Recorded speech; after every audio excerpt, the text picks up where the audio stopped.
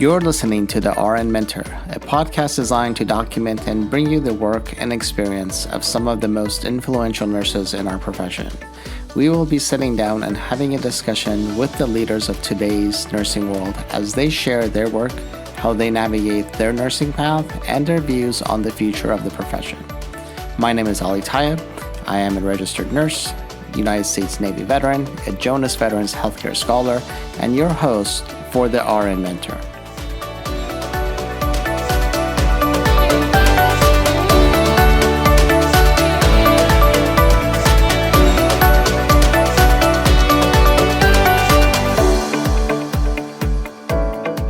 Hello and welcome to another episode of the RN Mentor podcast. I am greatly honored today to be joined by Dr. Garrett Chan. He is the president and CEO of Health Impact, the California Designated Nursing Workforce and Policy Center, and associate adjunct professor at the University of California, San Francisco.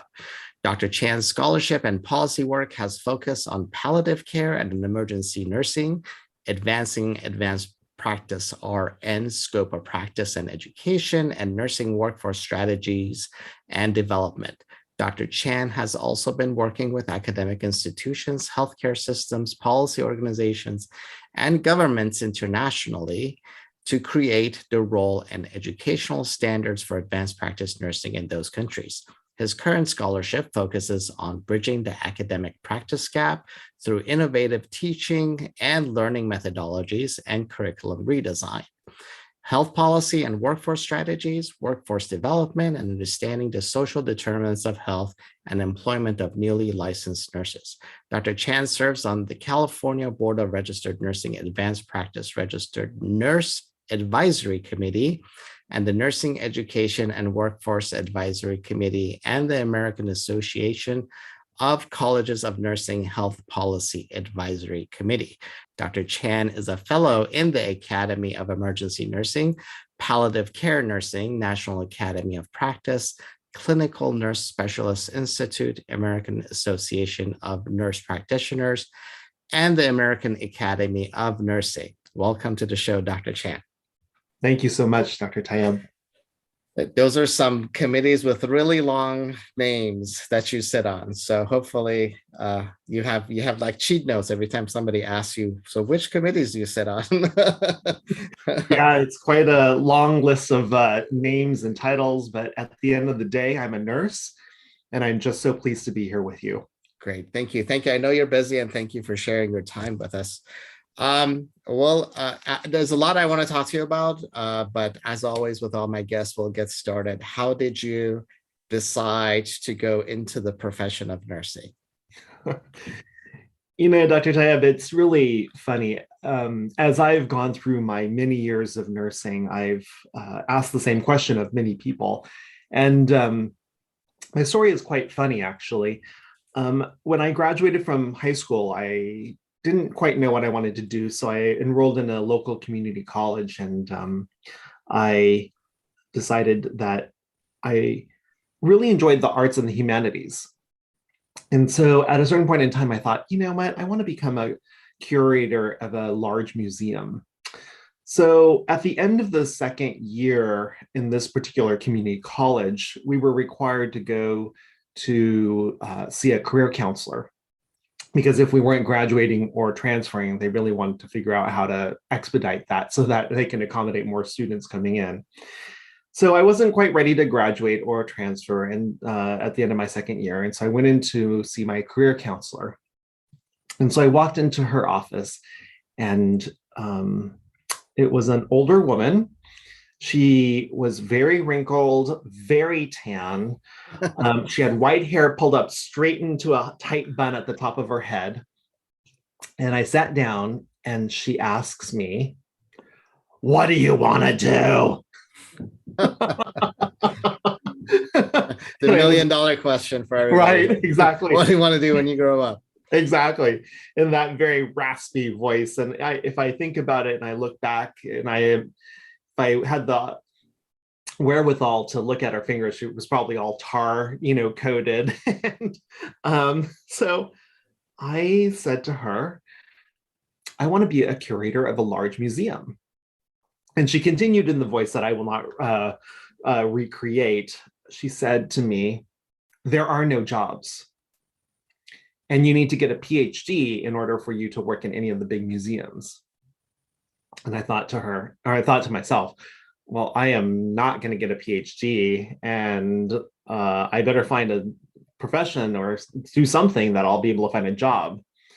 And so I said, "Oh," and she looked at me and she asks, "Do you like science?"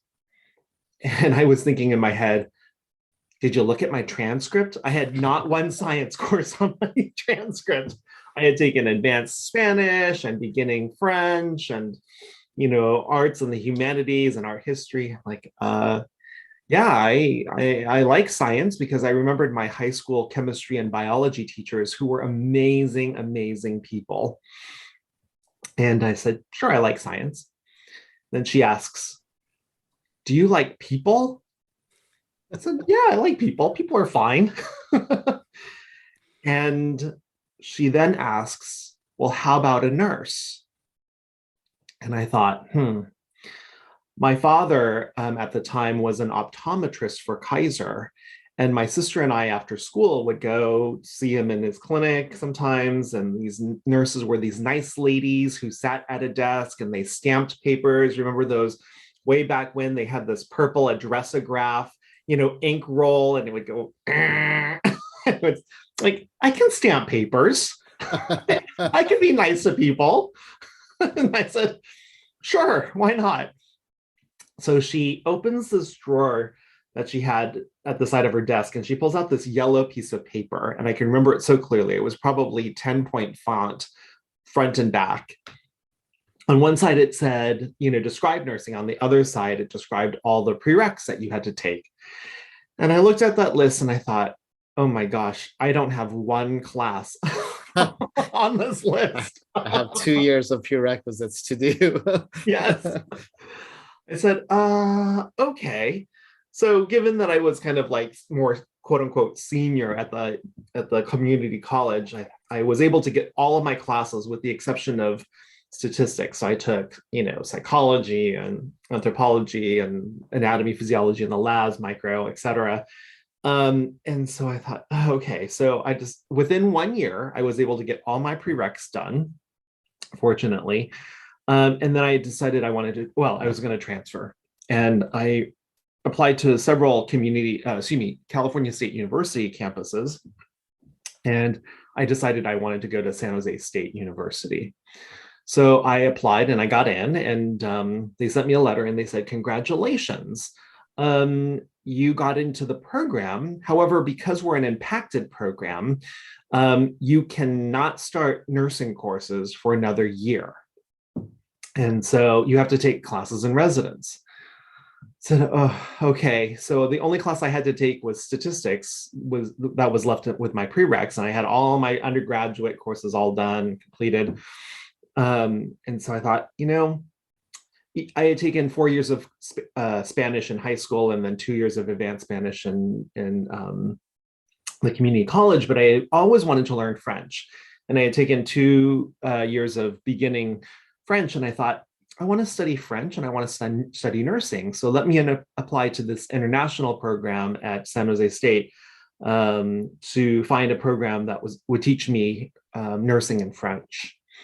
And so I applied and I got matched to the University of Montreal, which is one of the largest French-speaking universities outside of France. And I picked up and I went for a year and I studied nursing and French and psychology, and all my patients were French speaking. And you probably know this, but college foreign languages really are about travel, right? And here I'm trying to take care of patients with diabetes and depression. And so I did well. I got all C's and a B. I felt very good about that.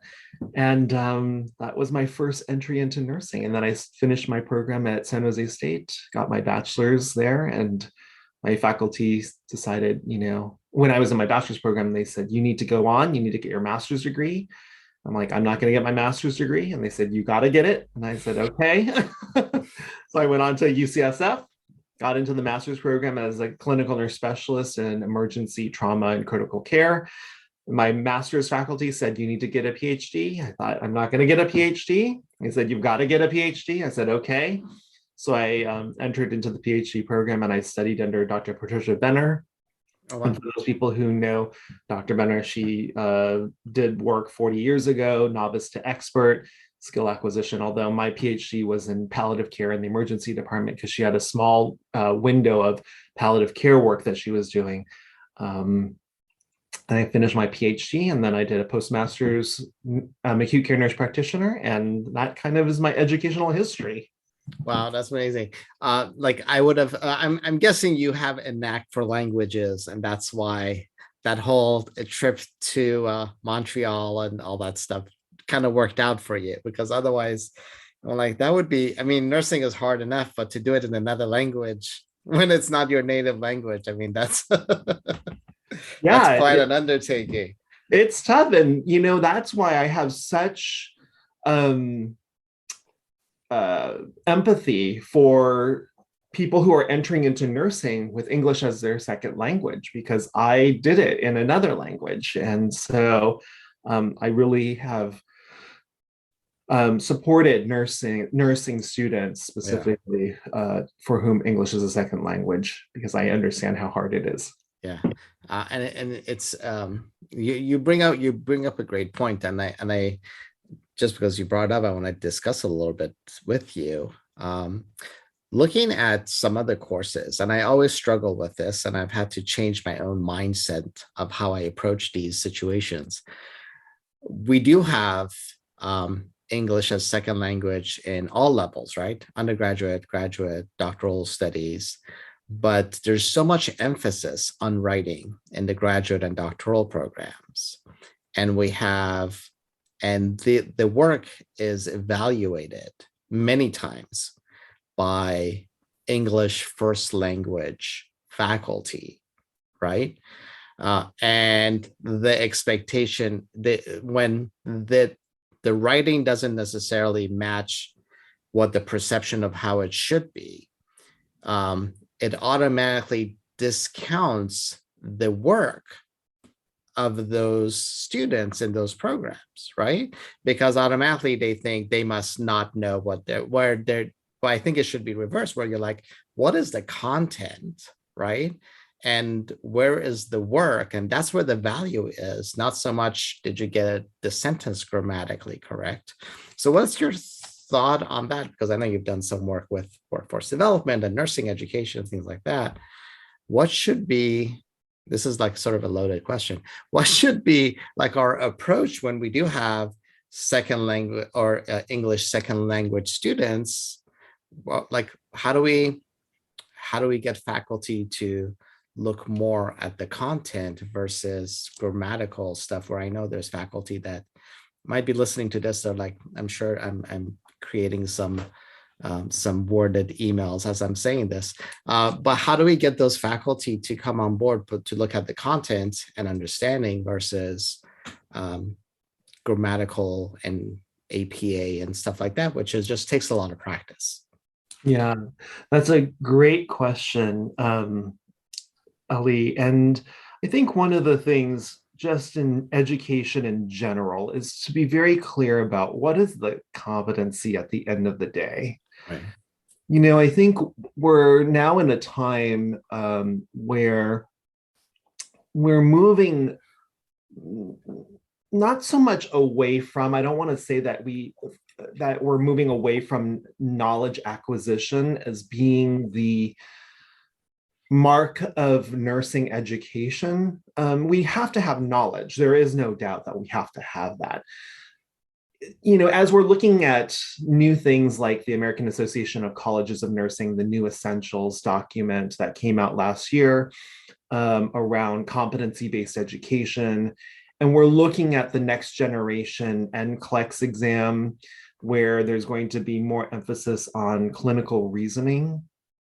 I think the nursing education community writ large is really thinking about the concept of what are the skills and competencies being the knowledge, skills, and behaviors, or knowledge, skills, and aptitude or attitude, whatever the third domain is, how people might define competency, is that I think that will help us kind of expand or open the aperture, if we can use a camera, analogy is opening up the lens wider to understand how we can actually be more inclusive and more diverse in how we're evaluating competence for our students, whether they're in the pre-licensure program or at the graduate level, right? So, yes, it is difficult for some people to master English as a language. It is a very complex language. I mean, there are far more rules in specifically like the Romance language, like Italian, Spanish, French, Portuguese, where it makes it easier to construct a sentence. English has all these rules that we break all the time, and many words have multiple meanings and sometimes contradictory meanings. So that it makes the mastery of the language kind of difficult. But if I were to think about some competencies, like, can somebody construct an argument and talk about the pros and the cons and communicate that in a coherent way? It doesn't have to be in the perfect way, then constructing an argument and justifying that with the evidence. Does the grammar have to be absolutely correct? Well, it does if you're going to publish something. However, if you're going to just demonstrate the competency of that, constructing an argument, understanding both sides, bringing the evidence in to support each side of the argument, then do we have to worry so much about APA formatting? I don't think we do. So, yeah. I mean, from how much of this has to do, because just like in academia is very much reflective of the nursing workforce overall, where we are very a white female dominated profession to begin with. How much of this has to do with how we are hiring in institutions of higher learning, right? Like especially the big universities, right? Like how are we doing that? And are we hiring? Do you think we're hiring the right way, or are we just looking at, because if you look at some of the universities, if you're not a postdoc, NIH funded, blah, blah, blah, they're not even going to look at you despite all the other work that you may have done, right? That's kind of like the focus. And how much of that do you think is influencing those people in the nursing workforce that are looking to, that have other contributions other than, for example, being able to go into a postdoc where everything is very writing centric, which is important as part of how we communicate the science, right? But are we actually pushing some people away by being so concentrated on things like grants and dollars? And how much do you think that's impacting the diversity of faculty we're bringing into the education area? Yeah, there have been some studies. I don't have a specific reference off the top of my head right now, but it has been shown that faculty of color really have struggled in what we call the R1 institutions. So R1 is a designation that says it's very research intensive. We have to think about, I think one of the things is the concept that there's a place in this world for everyone. You just have to find the right place, right?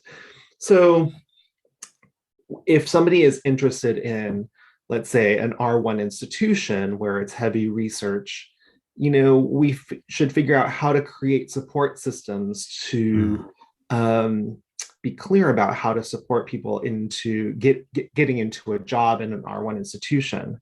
I think one of the challenges kind of in general, whether it's in a practice setting or whether it's in academia, is the concept of the hidden curriculum or the hidden agendas. Right. And the more that we can just be really honest about the things that that particular institution is concerned about or values, what's the quote unquote currency of that particular institution, whether again it's a clinical job or whether it's a academic job, the more that we can help figure out how to create those support structures to, elevate anybody who is interested, regardless of, I'm going to say this, regardless of race or ethnicity or other dimensions of diversity, right? So we think about things like in an R1 institution, whether it is true or not, I've heard people say, well, it's about the number of publications you have and it's the number of grant dollars you bring in, okay? So if that is the case, and that's how people go through the ranks, get recognized that they belong in an R1 institution, and how do they progress from assistant to associate to full professor, how do we create these support networks to help people along that journey? Now, if you're going to go to a predominantly teaching institution, then we have to be clear about, well, what are the values of a teaching institution? What, student evaluations. Well, that's really important. So how do you engage students, and how do you ensure that learning is happening?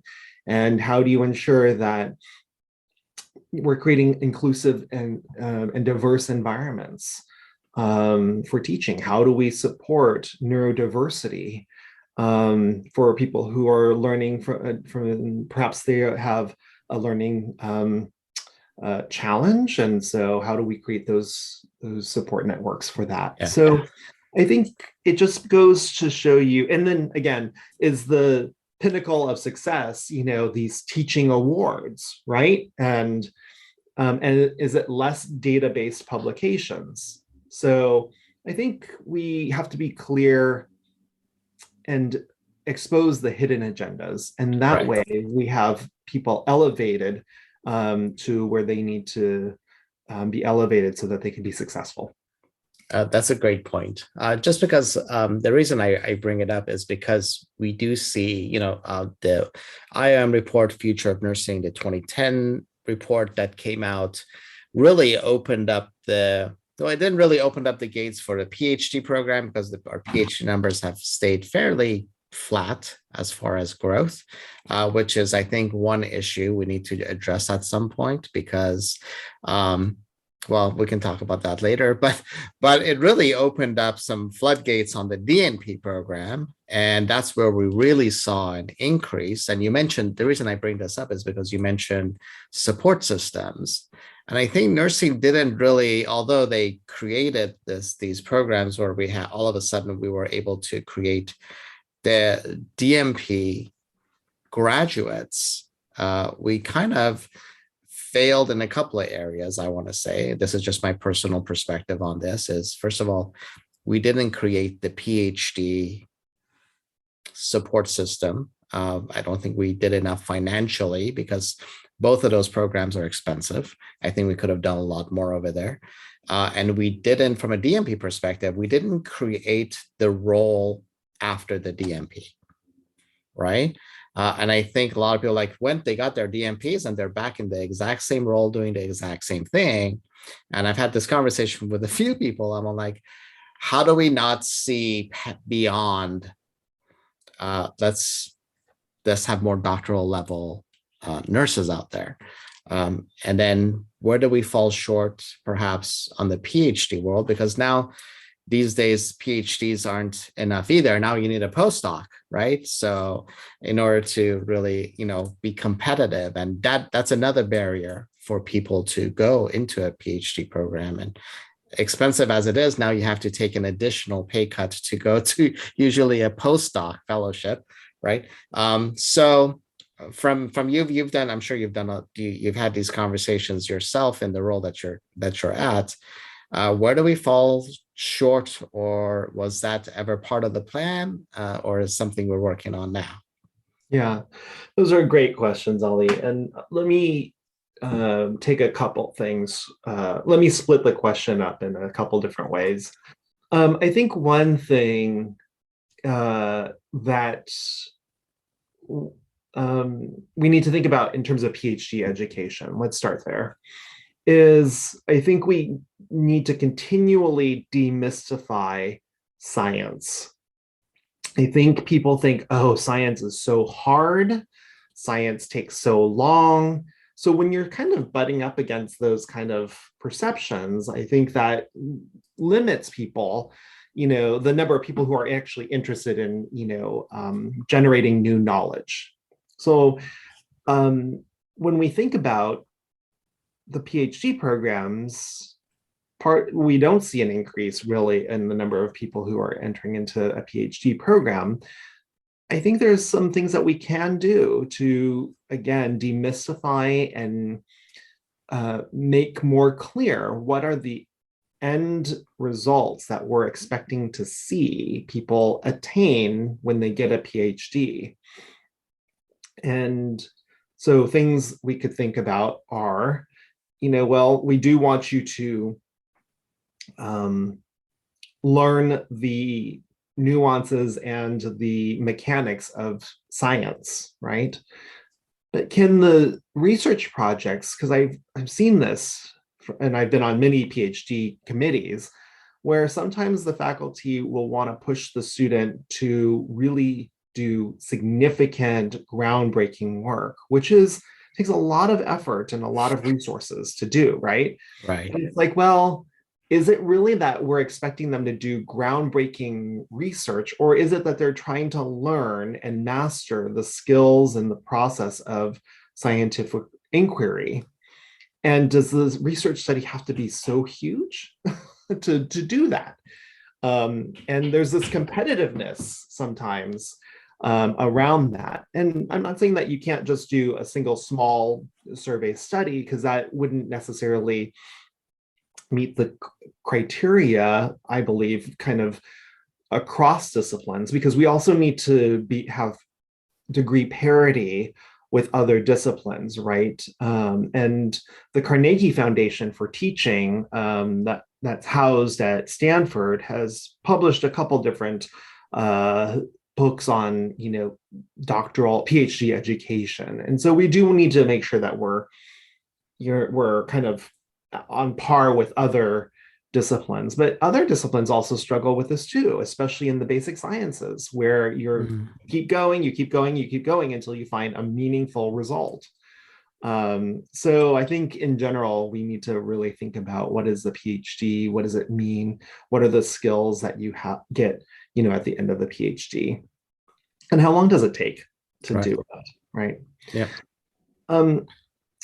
Moving more towards the DNP, I have been a staunch supporter of the DNP since 2006 when it first came out. And for a couple of reasons. One is that, again, talking about parity, to get a master's degree in really any other field, you only need about 30 to 36 units, right? Be them semester or quarter units. And when we look at our master's programs in nursing, especially the advanced practice master's programs, they're at 60, 90, 100 units. And so to get a PhD in clinical psychology, you only need 90 units. So we don't really have, in my opinion, we don't have parity. We ask our students who are going, again, for a master's degree in nursing to do sometimes twice or three times the amount of work that another person in another discipline is trying to attain in their master's program. So from the mere fact that we should even look at our current programs and say, you know what, we're expecting you to do a lot more, maybe we should think about what level of graduate degree we're conferring is kind of something that, in my mind, was very important. That being said, we know that there's been some literature out in the world about evaluating the DNP. Getting a DNP from one institution is not the same as getting a DNP from another institution. Sure. And so I think the discipline of nursing is really trying to wrap their arms around that concept, right? And and I've been on DNP committees as well. And, I've seen other people in the same cohort of my students, show up with other programs that are perhaps not as rigorous. And maybe mine are too rigorous, I don't know. But my students do well, and they learn what they need to learn. And so I think we need to figure out, and I know that the discipline is having a lot of conversation around the comparability of DNP programs, and starting to create, even despite having the essentials for DNP education and now the new AACN essentials, there's still a lot of kind of storming, if you will, thinking storming, forming, norming, that business concept. There's still a lot of storming in that space. Prior to my arrival as the president and CEO of Health Impact, I held several senior nurse executive roles at Stanford Healthcare, which is the adult health side at Stanford. So for those people who may not know, there are two different and completely separate health systems on the Stanford campus. There's the adult side, Stanford Healthcare, and then there's the Stanford Children's Health, which does all the maternal child healthcare. And so one of the positions that I was in was as the director of advanced practice at Stanford. And I grew the advanced practice provider group, which is an umbrella term that we use for nurse practitioner, physician assistant, clinical nurse specialist, and certified registered nurse anesthetist. The children's side also includes midwives. We didn't employ any midwives, certified nurse midwives on the adult side. But as I was there, we were having a lot more of our advanced practice providers go back for DNPs, especially the APRNs, specifically the APRNs.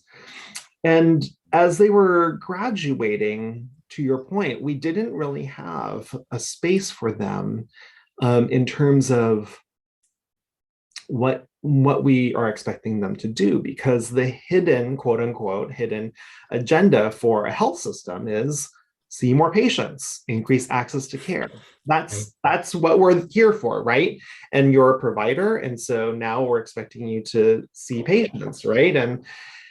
And I think the whole concept around professionalism, I raised as the director, and I said, to the senior executives and other administrators, we have these people who are graduating with DNP, and here are the core competencies that we're expecting them to have as they graduate, and it includes, quality improvement, performance improvement, and integration of technology and things like that. And how can we create a space for these folks to use their new knowledge and advance their professional career beyond just, and I'm not saying just in a minimizing way, but beyond clinical encounters. Right, beyond their original work, right? Mm-hmm. Right. Mm-hmm.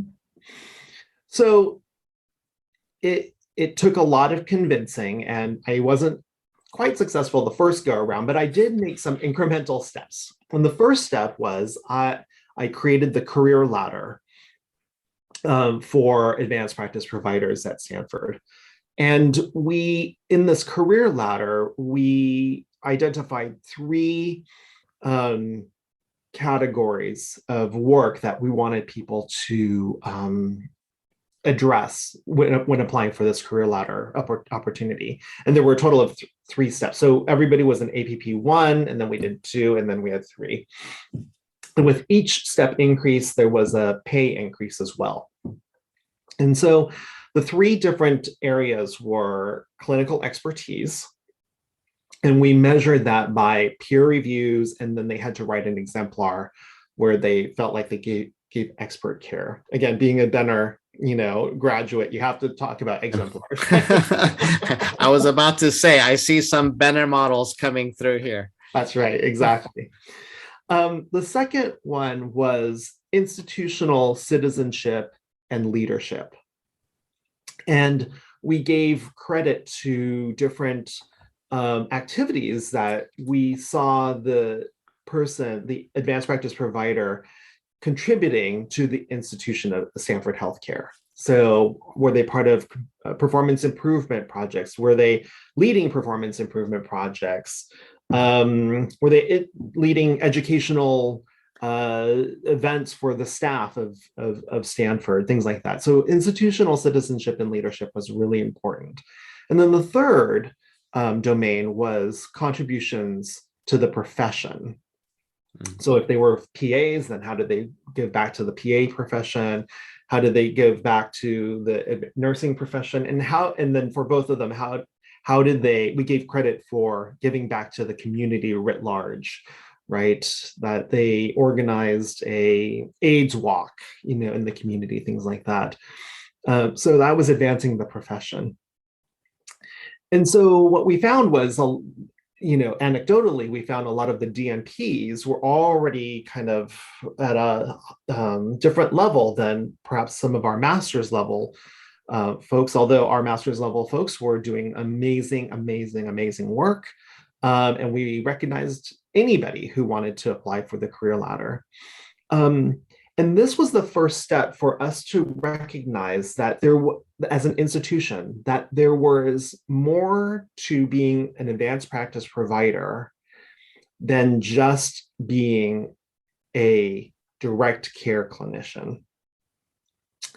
So from there, we started with I started having conversations, and we did a pilot in one of the in the divisions of Stanford, where we gave protected time, buyout time, so that they had to come up with a project, they had to have deliverables, they had to have a timeline, and then they presented that to their manager, and they presented it to the Center for Advanced Practice, over which I was the director, and everybody agreed. The physician leadership also agreed, the supervising physician also agreed, and then we had some carve-out time for these people. And what we found was that they were doing amazing work. Again, DNP or no DNP, our APPs were doing amazing work and advancing the strength and the image and the contributions of Stanford within the institution, but also outside. And that led to a formal program that was expanded to all of the service lines at Stanford. And so, not necessarily specific to DNP, but definitely including DNP graduates, this was a way for us to create not necessarily a new role, because they were still nurse practitioners, still a clinical nurse specialist, or still a PA. But it allowed for flexibility of the role in the organization. And a lot of Stanford is a lean facility, so we use the lean principles. And so they also demonstrated how much waste reduction they had. And so those kinds of if we can quantify, and we're not good in healthcare generally in quantifying how much we're saving, but as we were starting to calculate that, and then the senior executives were seeing, reduced $40,000 of waste in the system here. They're like, okay, great, keep going. So right, and that's difficult. That's difficult, especially when a lot of institutions call those soft dollars, right? But it's important that you're able to quantify that in an institution, because those soft dollars add up. They definitely add up. Wow, that's great. Well, it's great to see that you were able to build that niche within the program because I don't think we do enough of that, or just overall in any institution, academia or on the service side. So that's fantastic. Um, I I feel like I want to talk to you for hours now around this stuff. But I want to make sure that I want to switch gears a little bit and talk about your work with health impact with the state of California, because I know um, it started out with the initial IOM report, and so kind of what work were you involved with, and then from there, I know there's a new report out. Are we doing anything with that? Yeah, that's great. So just a little bit of background about health impact. So health impact actually, we just celebrated our 20th year last year. So it was started in 2001. And the first president and CEO of Health Impact, it was known actually as under a different name. So it started out as the California Institute for Nursing and Healthcare. Some people called it the Institute, other people called it CINC, CINHC. And the first president and CEO was Dolores Jones. And for those people who know Dolores, she was actually, back when California Kaiser was in California, it was actually one region. So it had both North and South. And so she was the chief nurse for the whole California region. They have since split into the northern and the southern regions. But she was very active. She's a past president of the Association of California Nurse Leaders, very influential, very forward-thinking. And the Institute did a lot of work in streamlining the educational highway, that they called it back then, for people to get, do academic progression. So getting into nursing, and then they would get off, let's say, at an associate degree, but they wanted to come back for a bachelor's or go on for a graduate degree. So Dolores and her team did amazing work in trying to streamline the whole concept around nursing education. Fast forward, the second CEO was Judy Berg. Judy, very well-known nurse executive. She was a chief nursing officer in Visalia in the Central Valley of California, as well as Cottage Hospital, which is in Santa Barbara. And she was also the editor-in-chief of Nurse Week, for those people who remember that publication. And honestly, I'm sorry, I don't know if it's still around, but she was the editor-in-chief of Nurse Week.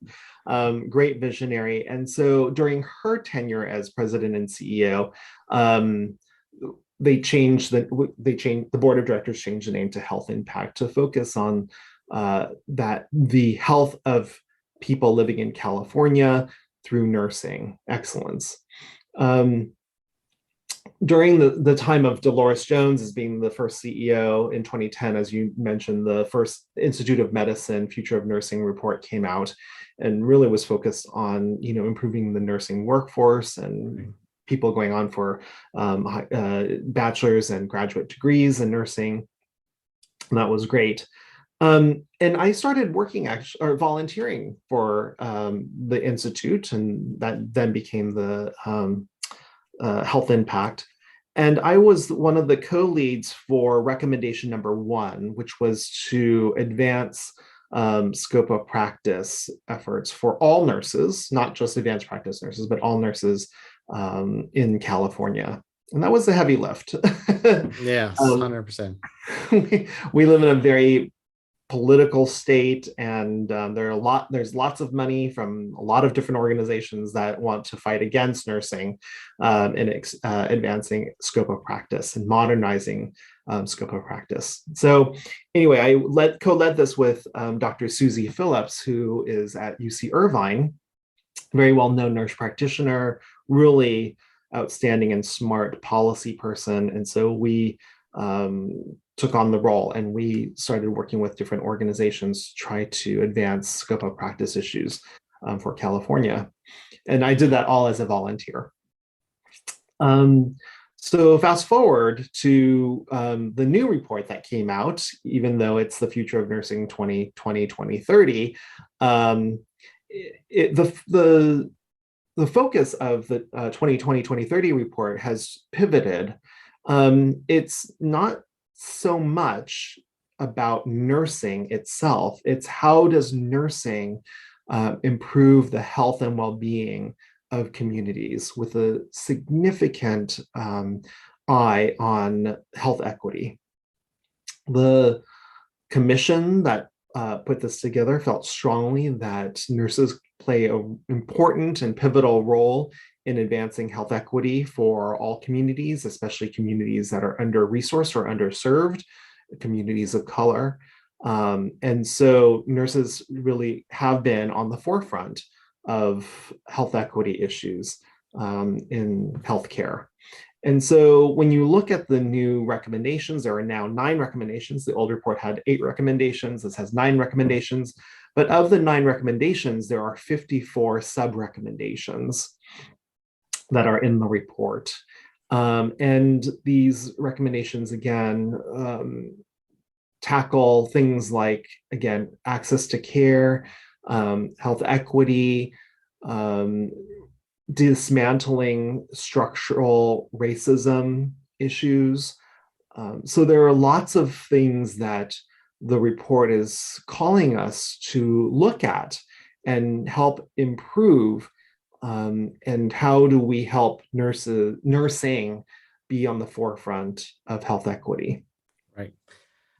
Now, I know this state, and correct me if I'm wrong, this is through a lot of me talking to other people. The first report, when it came out, because it was so much workforce centered, had a lot more support from the non-nursing world of like states and budget and things like that. This one, I have to admit, I haven't read the whole thing. It's a huge document, and it's written not like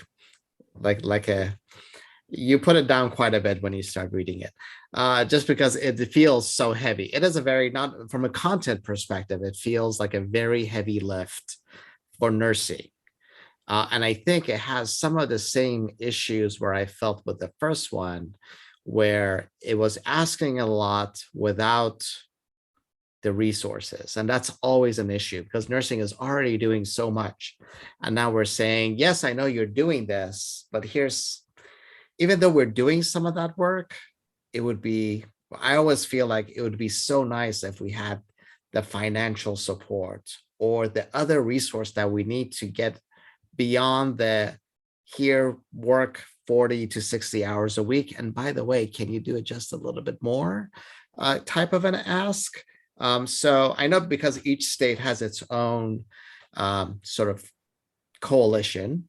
How is the state of California looking at the new report? And what might be the next steps if we are looking at the new report strategically?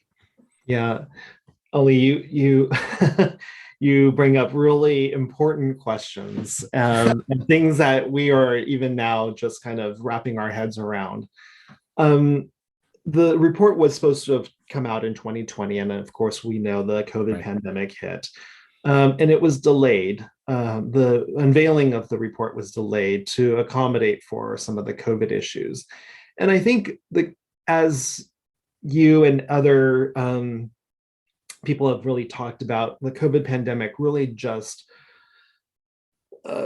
peeled back the veneer that we thought was, things are going fairly well and, we'll be okay. And now it's just chaos, right? And we're living in a time of great turmoil. And so for California specifically, what I'm trying to do is just understand who is doing what already. The report is a clarion call for the profession. It is trying to ask nursing leaders to pay attention to things that we hadn't necessarily paid attention to before. That's not to say that we haven't already been doing things. And so what I'm working on right now is trying to create a database to just kind of harness and just catalog what we're already doing, because maybe it's not such a heavy lift after all. There are some things that we're going to have to grapple with as a profession, like the about 60% or even a little bit more than 60% of all nurses work in acute care settings. Right. Right. And for a long time, since the beginning of the Affordable Care Act, and even before that, but really the Affordable Care Act putting a huge stake in the sand and saying, we need to change our healthcare delivery system to be more focused on primary care, disease prevention, and health promotion. That change comes very slowly, but we did know that back when the Affordable Care Act was passed, right? Right.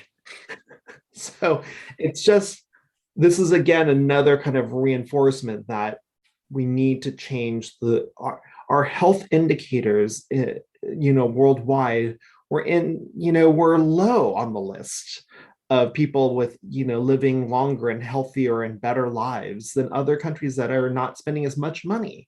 Right. So the Institute for Healthcare Improvement came out with the triple aim, and now there's the quadruple aim, and now they're even talking about the quintuple aim, about health equity as being the fifth aim.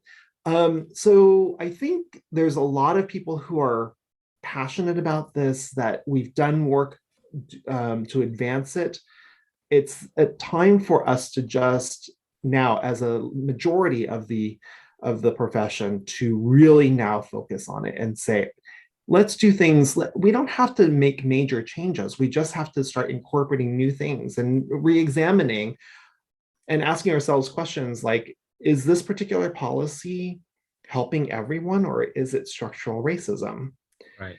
And so, again, I don't think we need to necessarily, well, we will need to create new major initiatives, right? That's goes without saying. Right. There are things that each of us can do after, and the easier read is to just read the two documents. There's one that just describes the 9 recommendations. There's another one that has the 54 sub-recommendations. Just read that.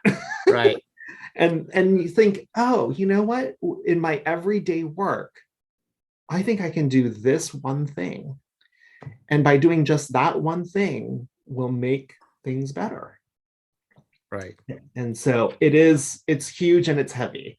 But I think we're also doing things that is advancing health and health equity already. Oh, I appreciate that. Thank you. Thank you. So I look forward to seeing what the health impact does moving forward. I'm definitely looking for to see the first report got me to get into any PhD program.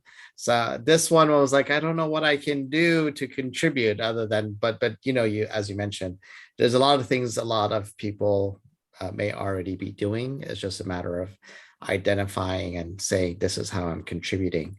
But then again, like, I think we need to do a better job on an individual professional basis in reading the report and actually seeing what it's asking. But like I said, it felt very heavy, and not as the first one said, this is what you do, and this other one is definitely more abstract. Absolutely. So, and it's very wide reaching, and that's another hard part, right. that it covers so many different things. And so that's where I really point people to I think it's like a 3-page document or 4-page document that just articulates all of the sub recommendations, and then just choose one.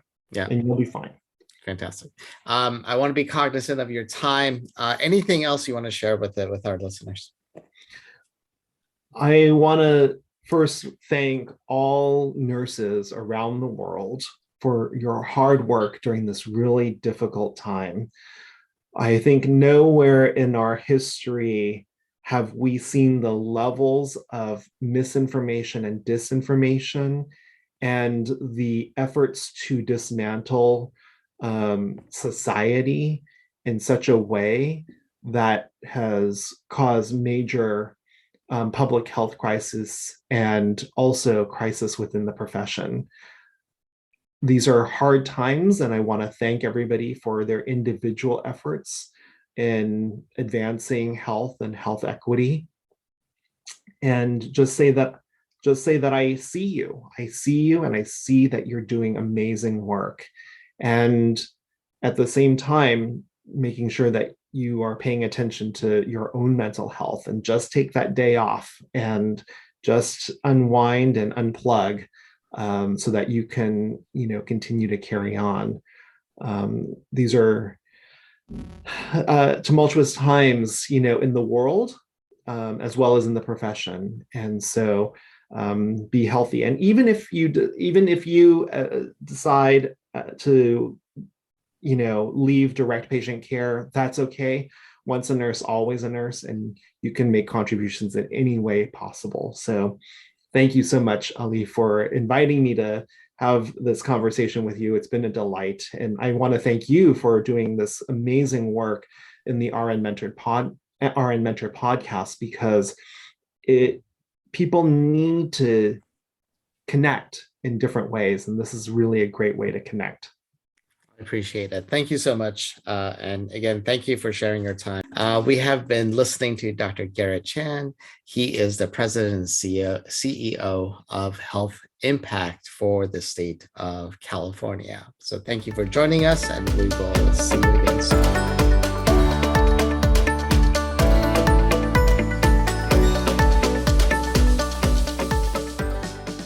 You've been listening to the RN Mentor with your host, Ali Tayeb. Please don't forget to visit www.alirtayeb.com. That's www.alirtayeb.com for podcast notes and resources. And don't forget to subscribe. Until next time, I wish you fair winds and following seas.